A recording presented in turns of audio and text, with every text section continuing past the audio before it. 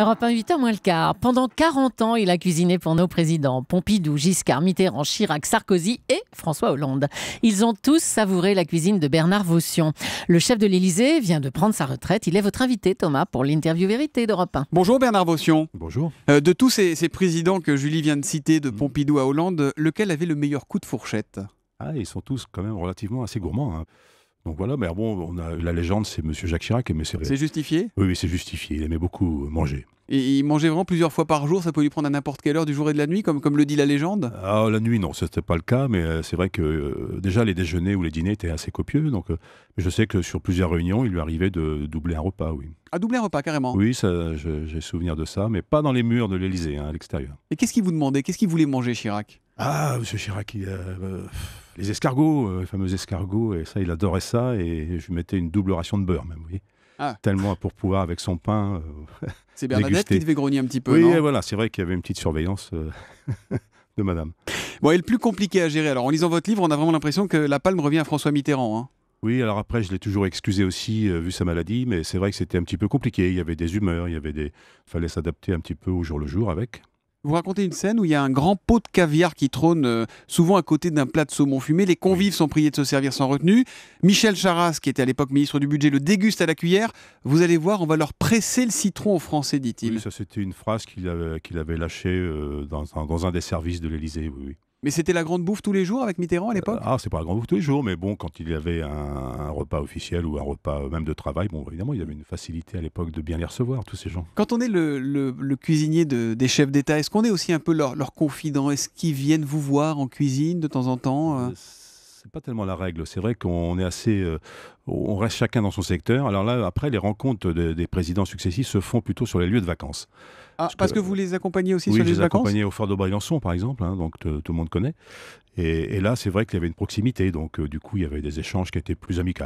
Et alors, lesquels descendaient quand même dans cette cuisine qui est au sous-sol, hein? Oui, le sous-sol, oui.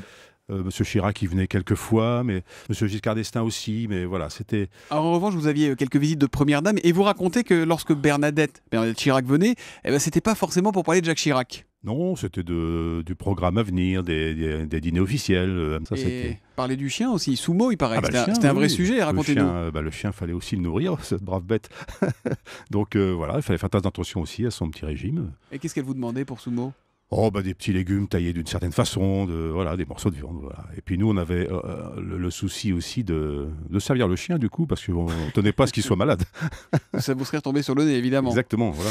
Sarkozy, comment il était à table? C'est quoi le produit dont il ne fallait pas manquer avec lui? Il y avait tous les produits. On avait une palette assez large quand même de produits. Et puis contrairement à ce que l'on a dit, c'est vrai qu'il mangeait quand même, hein, parce que moi, je surveillais souvent les retours d'assiette et il finissait son assiette, il se servait. Attendez, quand vous dites vous surveillez le retour d'assiette, c'est-à-dire que vous scrutez ce qui revient pour savoir ce qu'ils ont mangé, ce qu'ils ont aimé, ce qu'ils n'ont pas aimé? Voilà, mon patron, moi, principal, c'est le président, donc moi, j'aime bien savoir un petit peu, surveiller le retour d'assiette pour voir s'il n'y a pas, tiens, ça, il l'a pas aimé, ça, il l'a laissé.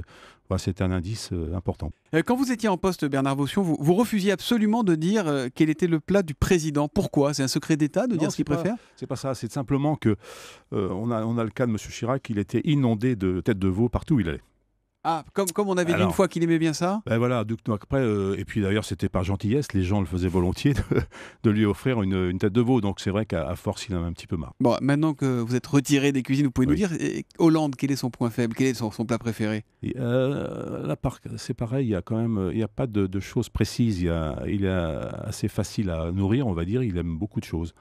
Donc la viande, le bœuf, le veau, la volaille, tous les légumes quasiment. Donc voilà. Et qu'est-ce qu'il aime pas du tout alors? Il y a des produits interdits ou? Il n'y a pas de produits interdits, il y a des choses qu'il aime moins, comme tout à chacun, hein. Oui, je sais, mais après, je ne veux pas après que les producteurs de tel ou tel légume.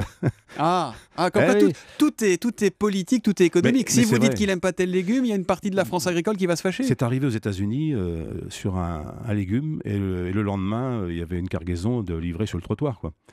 Pour le président américain. Oui, donc c'est pour ça qu'on hésite un petit peu toujours à communiquer là-dessus, quoi. Ce qu'il faut quand même dire, Bernard Vaution, c'est que lorsqu'on est chef de la cuisine de l'Élysée, on gère une vraie PME. Vous serviez combien de repas par jour? Alors c'était en général, la moyenne sur l'année, c'est 200 couverts jour. Donc 200 couverts jour. Oui, c'est-à-dire qu'il y a des conseillers qui ont des repas de travail, hein, tout simplement. Alors tout ça, des menus bien sûr complètement différents. C'est pas comme à la cantine, c'est pas non, pour tout le monde pareil. Suivant, il y a d'abord c'est budgété.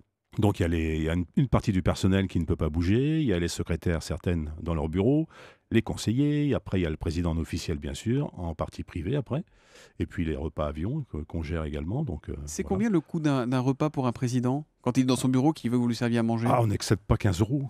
Ah, pas 15 euros. Non, ça reste très très raisonnable, hein, tout à fait. Oui. Et ça a beaucoup évolué en 40 ans, ça a plutôt tendance à grossir Ben, ça ou a à... tendance à diminuer. Oui, Ouais. oui, c'est vrai qu'on utilise des produits différents qui sont beaucoup plus économiques. On sait que Ça, c'est une règle. Hein. François Hollande dit et répète qu'il veut faire des économies. Dans la cuisine, ça s'est traduit comment? Ben, ça s'est traduit par des achats un petit peu... avoir une vraie réflexion sur les achats. Ça, c'est très clair depuis maintenant un peu plus de 3 ans. Ça veut dire quoi? Qu'il y a des produits interdits? Oui, bien sûr. Oui. Quoi? Le caviar, par exemple. Hein, bien Ah, le sûr caviar que- qu'aimait Charras et Oui, sous le Mitterrand, on caviar peut plus à le... l'époque, on pouvait l'utiliser en garniture. Maintenant, il a disparu complètement. On n'en achète plus. Ça, c'est une vérité. Votre table a toujours eu une excellente réputation, Bernard Vaution. Comment on vit les critiques des présidents ou des convives? On se souvient de Nicole Bricq, ex-ministre, Oui, qui a dit que Nicole ce qui avait Bricq, été servi était dégueulasse. Oui, mais ça, bon, oui, ça c'était lamentable, mais bon, qu'est-ce que vous voulez. On est un petit peu victime de ça, d'une parole, et bon, c'est jamais arrivé, c'est la première fois, et c'était pas justifié, bien sûr. Bernard Vaution, nous, on a tous raté un plat pour des amis qu'on avait invités à dîner. Est-ce que vous, ça vous est déjà arrivé de faire un four? C'est quoi votre plus grand flop? Non, alors c'est vrai que c'était le foie gras poêlé pour Monsieur Mitterrand, qui avait invité Charles Trenet, c'était juste un tête-à-tête, hein, donc Ouais. c'était vraiment un déjeuner avec peu de convives, mais voilà, le foie gras n'a pas résisté à la poêle. Il était raté. On n'a pas pu le servir, on est obligé de mettre autre chose au dernier moment. Donc les menus sont imprimés, donc il n'était pas très content. Voilà, mais... Et tout à l'heure, David Doucan nous révélait dans le journal que la reine d'Angleterre voulait du foie gras pour Oui, le voilà, débarquement. c'est Du coup, j'imagine que vous êtes content d'avoir pris votre retraite. C'est pas à vous de le faire pour la reine Ah d'Angleterre. bah, cette fois-ci, j'ai pas ce souci-là. Oui, Ouais. oui, c'est vrai. Que c'est Vous une avez pression. progressé sur le foie gras quand même? Oui, ça va. Oui. De tous les présidents que vous avez servis, Bernard Vaution, et ça sera ma dernière question, quel est celui, si c'était possible, que vous aimeriez inviter à déjeuner chez vous, juste pour le plaisir? À l'idéal, ça serait tous ceux qui sont encore en vie. Hmm. Mais Bon, voilà, ça, c'est mais- la réponse du politique. Vous êtes plus politique, là. Vous êtes, Oui, non, mais c'est vrai que Jacques Chirac, j'avais une attention particulière pour lui. C'est vrai, c'est lui qui m'a nommé chef de cuisine. Et Vous puis lui voilà, feriez puis quoi quelqu'un de... Pardon? Vous lui feriez quoi, là, à midi, s'il venait?